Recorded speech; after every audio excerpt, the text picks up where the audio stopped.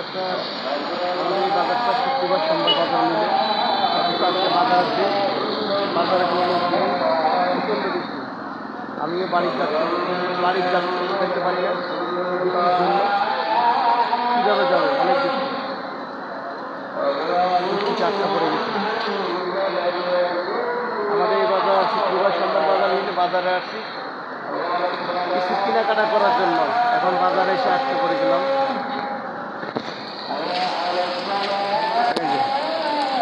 কাটা দাও, like comment share বেশি বেশি করে দিন। বলো বলো, লাইক কমেন্ট শেয়ার করে দিবেন বেশি বেশি করে।